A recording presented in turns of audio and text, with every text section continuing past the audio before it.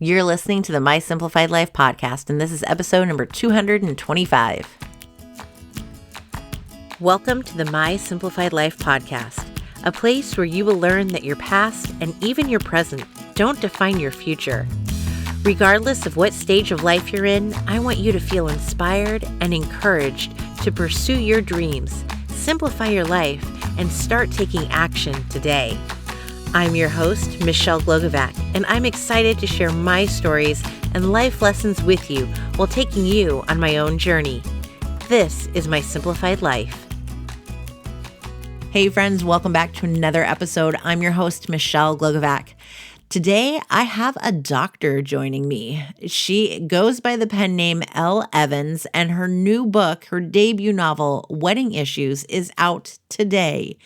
Yet in her real life, she's an anesthesiologist. She is crazy busy and was so amazing that she was on call the night before our interview, had gone to bed at 8:30 in the morning, and just mere hours later got on to be interviewed by me. So I am extremely grateful. Her book, Wedding Issues, published by Zibby Books, is out today. It is a rom-com fun. You will breeze through it because it is so lighthearted, and yet you'll find out that I felt a little anxious at times reading what these individual characters were all going through. So I hope you enjoy getting to meet Elle Evans and that you're going to be on the lookout for Wedding Issues. Hello, Elle. Hello. How are you? I am good. How are you? Besides being a little sleepy, I am so grateful that you have rallied for me today. Of course. You know, there's no better thing to wake up for. And we'll explain to everyone what we mean by that in just a second. Can you introduce yourself to everyone, please? Yes, of course. Hi, everyone. My name is Elle Evans, and I am a debut author. My first book, Wedding Issues, comes out April 2nd. Which is today. We are recording this early, but so happy Pub Day. I get to be the first to say that. Happy Pub Day to future me. So Yes. I got to finish reading Wedding Issues last night, and it was so much fun. I was just sharing with you. I really enjoyed it. This is my kind of book because it lets you escape to somewhere else. It makes you laugh, and yet I could feel there. I felt anxious throughout. I will be honest with you. I really felt anxious reading what this Aunt Charlotte did, and I was like, "Wow, you're related to this bitch." Charlotte, she is a character in many ways. Yeah, she was very fun to write. That's sort of, I think there's she's sort of that stereotypical Southern, bless your heart, evil in a polite way, and that was a really fun character to write. But yet she takes evil to like that new level So I was like, oh my goodness, this is wow. She's the master of evil. Let's talk about you though, because this is your debut novel and you are a doctor. Both of those things are true. So how did this come about? Let's talk about your journey. And you're an anesthesiologist. I have so much respect for you because I have been put under a number of times now, and life would have really sucked without people like you. So thank you. Of course, that's our job. We always say our job is to get you through surgery safe, asleep, and comfortable. I did wake up on the last one, so that was a surprise for everybody. But that's a whole nother. It was a thrombectomy, and they were pulling out a clot, and I woke up as they pulled it out and said, "Great job, everyone!" And they all freaked out. You just wanted to be involved. You were just trying to get positive reinforcement. You know, if a patient is going to wake up, I'd rather they wake up and say something nice than, "Oh my God, it hurts." No, I felt nothing. I was good. Mentally there, and I was excited for everyone. You just want to be part of the team.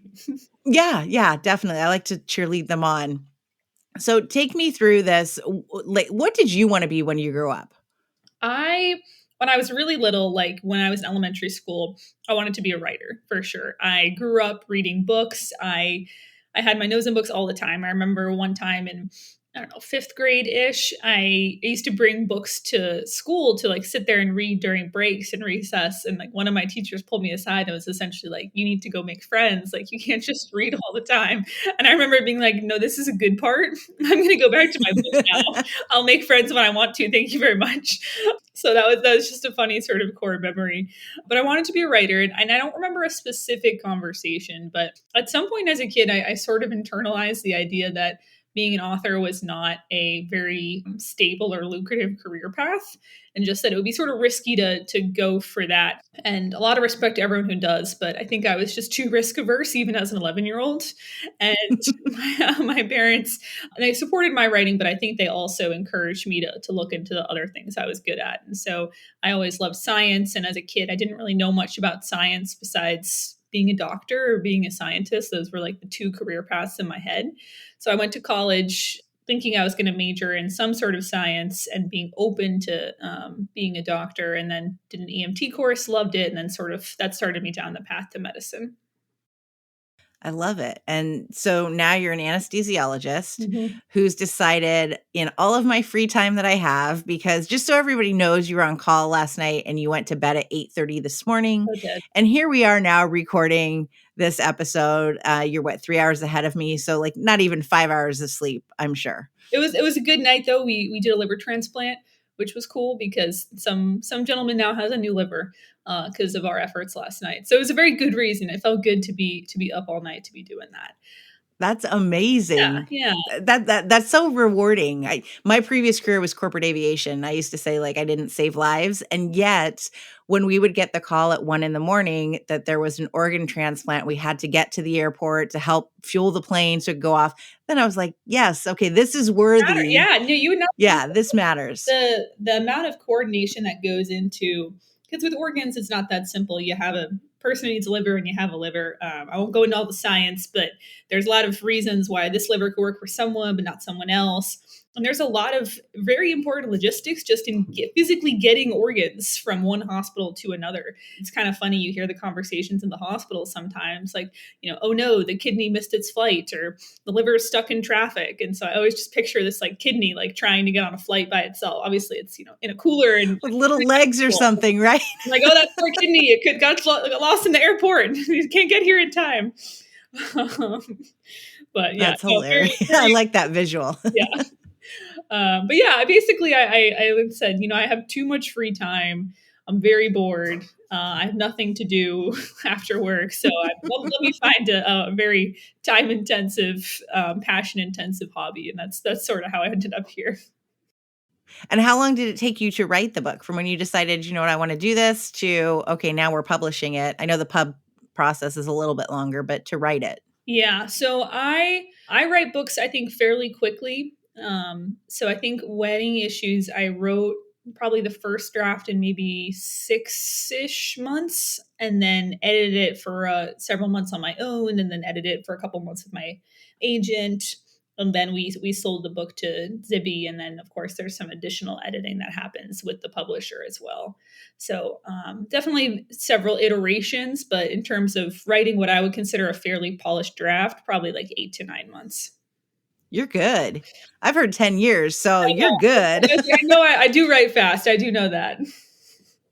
And then let's talk a bit about the background for the book, because a lot of it's based in Nashville, Atlanta, and I know you spent some time in Nashville. So and you were a bridesmaid, I believe, for a lot of different weddings, and that's kind of how the premise of the book came about. So share with me a bit about that story. Yeah. So I was writing this book in my mid 20s, living in Nashville, which was a time in my life when it felt like everyone was getting engaged or married, and especially a lot of my close friends. So I was a bridesmaid, I think, 5 times in 2 years, and then also got married myself in that time period. So it was just a part. Sorry, that was my dog. A part of my life where weddings was just huge. I always had this little like sticky on my computer of like wedding tasks I was doing for other people or doing for myself. And what I've discovered in wedding planning and helping others wedding plan is sort of how many other emotions the process kind of brings up, and how many other sort of love stories are folded into that wedding love story. Of course, you have the two people who get married, but also, there's a lot of friend love. You get to connect with friends from college or high school that you maybe haven't seen in a while. There's a lot of self-love and discovery of, oh my goodness, I'm like taking this big adult step. And so I thought it would be a really fun backdrop for a book. Also because there's so much attention given to wedding details, and yet something will go wrong. So it's so easy to write a book where if someone's doing stuff on purpose, things really will go wrong. And so that's sort of how the idea came to me. And then, as you mentioned, I was living in Nashville at the time, and I really fell in love with Nashville in a way I was not expecting to. I really identify as, an East Coaster, but I really love Nashville, and so I feel like the book is sort of a love letter to Nashville, the city, as well. I love Nashville too. So, and I'm a West Coaster. So, but Nashville. we've spent time in Nashville. It's great. The food is great. The people are great. It's a lot of fun. And I love that you bring in this Southern kind of like, it feels like that Southern hospitality, the way everybody gets together. And yet it's also so over the top because I'll tell you, none of that stuff happened when I got married. Of course, I paid for it myself. I didn't have the black Amex Oh that, yeah, yeah. We all that wish. was going around. Uh, So are parts of these wedding details like things that you would have loved to have happened with like they're so over the top, the bachelorette parties, the bridal showers, like the engagement party, like I didn't have anything that over the top, but I can see on TV that you could. I think part of the fun thing about writing books, especially in this genre, which I would say is like commercial, beach read, light book club fiction type books, is you kind of get to have fun with it and just sort of embellish a little bit, in every aspect. So you get to write these engagement parties that are probably a little more over the top than most people would have, or these like more exciting bachelorettes. Like you're not as constrained with like your actual budget when you're planning your own bachelorette party. So it's nice to sort of have that escapism of, okay, here is what you turn on the TV to watch about, and to really get to read about these like really fun, glamorous, over the top versions of these wedding events that probably resonate because most people have probably been to some version of a bachelorette or a bridal shower, even if it's just a dinner or a girls' night out. And so just getting to take those events and experiences that many people have had and just get to add that sort of like, okay, I don't have budgets or logistics constraints, book magic to them. Now I know the part of you that's in this was so there's some attorneys, but you're not an attorney. But then Aditya was a medical malpractice attorney. And I went, oh, there's Elle. There is her wisdom and the knowledge that she did not have to research. This is the part that is true. True. What other parts of the book did you bring yourself into? Oh, that is such a good question. The book starts with Olivia displaying a very special talent, a certain, I don't want to ruin it, but a certain skill with a certain type of text message Oh, yes. that I'll say to everyone listening, it's on page one, so you don't have to read far. But that was a skill that I was actually known for among my friends for a long time. So I did that a lot. Oh, I love it. That was definitely just me being like, here's something that I'm going to write about because I think it's hilarious.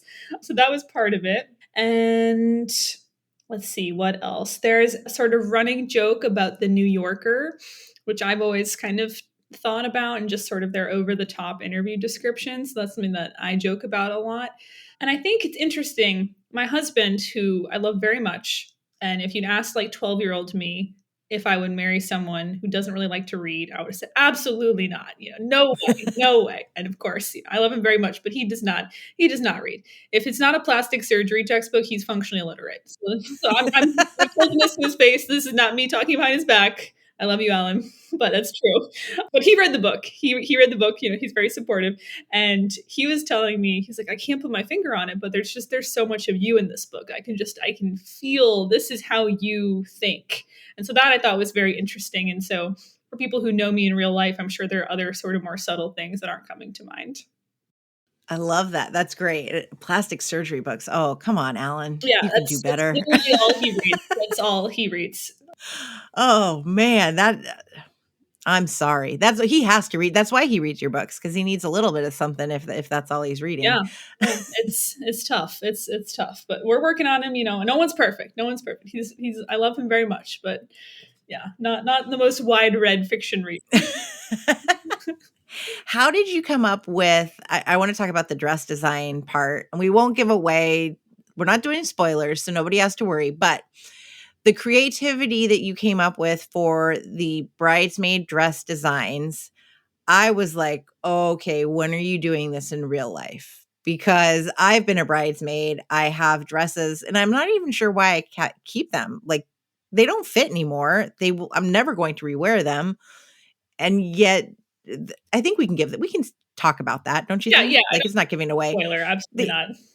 bridesmaid dresses that are meant to be convertible later and tailored. It was genius. Yeah, Michelle, I'm not going to lie. When that idea popped in my head, I was like, why is no one doing this? So essentially, the idea that one of the brides has in the book is she's designing her own bridesmaids dresses. And as she's doing it, she sews in patterns for a tailor to follow to convert them, usually from floor length gowns to something shorter, or to change, the neckline or drop it lower, things like that. And I it seemed so silly because I know people talk about I have a closet. I have like a coming up on 27 dresses, like closet full of bridesmaid dresses, and most of which I Just never like the movie. exactly most of which I've never worn again. And I'm like, why do I have all these? And then I look at them and I don't know enough about design and style to be able to take it to a tailor and say, oh, can you change this for me? And I was like, I wish they just had a pattern. So I think I don't know where that came from. I'm not a designer at all, or not very good at fashion or clothes, but I think it was just sort of this logistics question of we all have these dresses that we have to spend a decent amount of money on sometimes, and they're all sitting in all of our closets. Why don't we have a solution for this? So if anyone listening would like to take this to Shark Tank, I'm not mad. I don't even want part of your company. Just bring my book on with you. So when you go on Shark Tank, just hold up a copy of Wedding Issues, and then we'll be even, and you can have all the proceeds. I love it. So somebody go out, if you design dresses, if you want to get in the wedding industry, go read Wedding Issues. Basically, your business plan is written for you, and all you have to do is give Elle some credit by showing her book when I you think that's more make than it big. fair. I think it's more than fair. I love that idea. I think they should give you a cut though, because this could make them rich and famous for sure. Yeah, yeah. Yeah. We'll talk. You must have lawyer friends because you brought up the law part in the book throughout the book. So I'm going to assume there's some legal background in there too. I do have some lawyer friends. Yes, and I do have my aunt is a malpractice lawyer. We do among my friends. We always joke, because my friends are mostly doctors, that she's the good kind. She's the kind that defends doctors. She's a good person to know. But yeah, she was very helpful too. And so I was thinking of her when I was sort of writing in that aspect. I love that. So at school today for the kids, it is a dress for success. Dress in an outfit of whoever you think you want to be, who's successful. So there's a ton of little teachers around, and there were 2 attorneys today. And I was like, well, what kind of attorneys are we going to be? And they're like, what? There's different types. It was hilarious. It was just too funny. Mine, of course, went as an author slash podcaster slash singer. Oh, So do you sing? no, I don't. Absolutely not. Like, what do anyone want to hear? Yeah, no, she thinks that she could be Taylor Swift. So that part is her. The rest, I'm like, oh, the family business will move on. But Oh, I love I keep thinking of you and all of these different characters, and like they're all at school right now playing. that's adorable. How did you come up with this concept of like competition and a magazine cover and like 2 of these brides just going after it?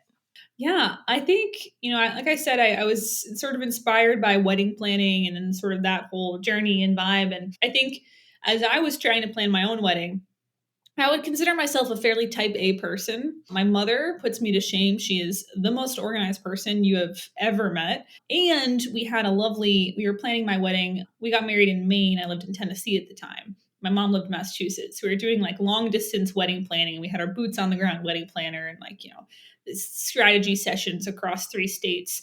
And even with all of that attention to detail, there was some crazy things that slipped through the cracks and happened at my own wedding where I was just like, oh my goodness, it looks like we didn't plan anything at all. Like they changed the entire menu. They served this neon orange tofu at my wedding that was not at all the like prime rib that we had planned. Oh no, we were like, what is that? My husband and I are walking off the dance floor for after our first dance, and I see this plate of fugu by neon orange. Now we just like look at each other in horror. We're like, what is that? Like, what are they serving? It was just a big mix up with the menu, and it was fine. big picture, it was a beautiful, beautiful day. We got married. It's a funny story now, but in the moment, it was just like, oh my gosh, how many meetings did we have about the food? So I think as I was experiencing both with my friends and with myself, again, how many details there are and how easy it is for like something will go wrong in some regard. I always find sabotage books and competition books very fun to read, and I thought it'd be very fun to write one about weddings because, again, like I said, so much goes wrong even with no one helping it out, that I was like, all right, let me think of a way or a reason for people to sabotage each other's wedding, and then sort of like kind of backed into the idea of a magazine competition. I love it all. It's great. It makes me happy I don't have to get married again because and worry about all of it. I know. I have friends now who are engaged and getting married the next year or so, and oh gosh, I'm like, oh, it seems more competitive every year. I'm like, I'm glad I did it. I couldn't keep up nowadays. My gosh. You're like, don't read my book, okay? Yeah. Well, I was joking. Started to do some small events and hand out advanced copies and things. And a lot of times people are like, "Oh, I'm getting this for my niece or my sister, or I'm getting married." And so I'm always like, "Oh, this is like a talisman. If you read this, you'll have no issues. That's the special charm on this book." Nothing will go as wrong as this book, so it's okay. Make yours look super smooth. How do you separate now with, because you've said that the pen name is a known name, but how do you separate the two? And how are you making time to go on a book tour? I know that we're recording this early so that it fit into your schedule as well, but how are you making all of this work? And then, like, have you had patients come up and be like, "Oh, you're actually Elle Evans. This is so cool." Definitely not. Maybe if this book like really takes off, that would be shocking. If patients are recognizing me, also because most of the time at work, I'm wearing, I don't have one here, but I got a surgical mask on and I'm wearing a scrub cap on, so you're really only seeing the eyes. So they'd really have to just recognize the Elle Evans eyes, and not to flatter myself, I don't think I have like that distinctive eyes, so probably not. But never say You never. never One time. know. I don't know. I'm a stalker, so I would have looked you up and been like, "Oh, I know who you are." And then I would have told everyone that you were also my anesthesiologist. And yeah. Would have been like, that's where I want to get my colonoscopy. Yes, I would bring the book with me to surgery and have you sign it. I totally would. That would be me. So I think medicine is a very time intensive career at every stage, starting in college, med school. Now I'm in residency, which is sort of like the apprenticeship stage after medical school. So I have my MD degree. I work as a doctor. I just work under the supervision of more experienced anesthesiologists, which is also a very time intensive part of the journey. And so I think medicine at every step of the way just really teaches you to squeeze every drop out of every day because there's just so much to fit in. And so I'm very intentional about using my time that I'm not at the hospital. So I think I don't have a lot of time for Netflix, relaxing, things like that, because I have chosen with my limited time away from the hospital to spend it on writing and publishing and all of these other sorts of things. So what that looks like practically is I schedule interviews like this or events for my post-call days. So if I work a night shift, they legally have to give me the day off afterward. So I'll do things like that. For the book tour, I get 3 weeks of vacation a year. So I'm just using one of those for the book tour week.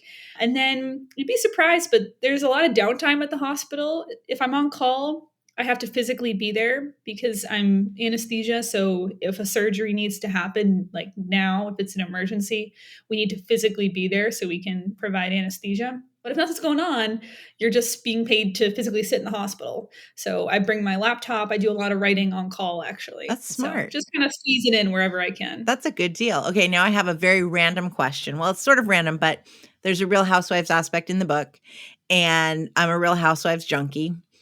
And do you watch Real Housewives at all? I do not. There's a current controversy about anesthesia that I am aware of. Boom. Yes. So Anna Marie is the anesthesiology nurse, and yet she claims that the nurses are basically the same as the doctors and they can do everything the same, but you just pay less when you have the nurse doing it. Now, I've had 2 C-sections, a thrombectomy, a DNC. I've had a lot, and I've never had a nurse do it. So there's your controversy. Is she right or wrong? No. She is a what's called a CRNA, which is the term certified registered nurse anesthetist. Oh my gosh, I can never say it. Anesthetist. Anesthetician. How I Yeah, just said it, I don't know. and CRNAs are much more highly trained than, or have more, I should say, more specialized training than a bedside nurse. So they do additional 3 years of school after bedside nursing. And then, depending on the state, they either administer anesthesia under the direction of a MD anesthesiologist, which is what I am and one of my attendings are. Or there are some states where they are allowed to deliver anesthesia independently, so without physician oversight. This is a contentious topic, and there's a lot of back and forth on both sides about just sort of access to care and if we have enough people to provide anesthesia overall. I would say it's generally accepted that physician anesthesiologists who have the most training and the deepest and widest knowledge base are the people that you look to, certainly for the most complex surgeries and for the sickest patients. And usually, many CRNAs prefer to practice under the oversight of a physician anesthesiologist, which again, I should say is redundant. I should just say anesthesiologist because that means physician, so that they have someone with that additional training to call on if there is an emergency. Okay. I'm gonna go with we just need the doctors. That's also a safe interpretation. Well, especially if your job is to be on Real Housewives. Yes, there's a Nicole. I think there is a anesthesiologist who is a housewife. Which one is she on? Nicole. I follow her on Instagram. I don't watch the franchise. And yet you refer to it in the book. No. I know. No, I don't. Honestly, Michelle, it's really, I don't watch the franchise yet. I feel it coming. I'm a big reality TV person. I am aware of how many cities there are, and I'm a little nervous about getting addicted to yet another branch of reality TV. I feel like it's going to happen. But it has to. I am addicted. I have been addicted, but there's certain ones that, like, I'm not a fan of. Salt Lake City, Atlanta, I can kind of take or leave. Miami, no.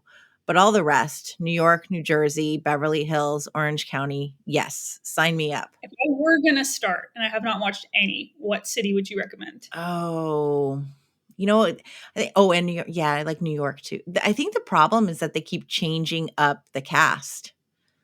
So, like, nobody's really the OG anymore. What depends on what do you like? Like, do you like the New York lifestyle? Do you like the Orange County? I mean, there's some similarities, and yet they're also different. Whereas, like, New Jersey, they're very hardcore. It's very New Jersey. Yeah. Yeah, they definitely bring out what those cities represent. Yeah, interesting. Okay. Maybe I'll try New York. You know what? If you want your husband to get into it, then you should probably do Orange County or Beverly Hills, because they have all the plastic surgery there. Yeah, no, those are plastic surgery hotspots for sure. And then you can have the, a come together couple moment of, like, look, it's plastic surgery related. I'm going to get into Real Housewives. It's future research for books. Yes. Oh my gosh, I love it. It's hilarious. Well, can you share with everyone where they can buy the book out today and follow you for more books? Because I'm sure you have more in you if you're writing them like gangbusters. Yes, of course. So Wedding Issues out today, which is so exciting. You can buy this pretty much anywhere you'd like. So on barnesandnoble.com, on amazon.com, on bookshop.com if you'd like to support smaller businesses. It should be stocked in most Barnes and Nobles and hopefully many independent bookstores as well physically. And then I am on Instagram at lelle.evans.books. So you can follow me there for updates on my future books, and also just behind the scenes, I post a lot about writing at the hospital. So things like that as well. Thank you so much, and congratulations. Thank you. Thank you so much for having me. I love talking about all this. Okay, friends, if you are looking for your beach read, your spring break read, this is it. Wedding Issues, out today. It was such a great read. I really enjoyed it. I was laughing throughout and cringing at the same time. It was a lot of fun. I am so grateful that Elle took time to chat with me, and how incredible it is to hear how she's able to fit in writing a novel while also saving lives, literally.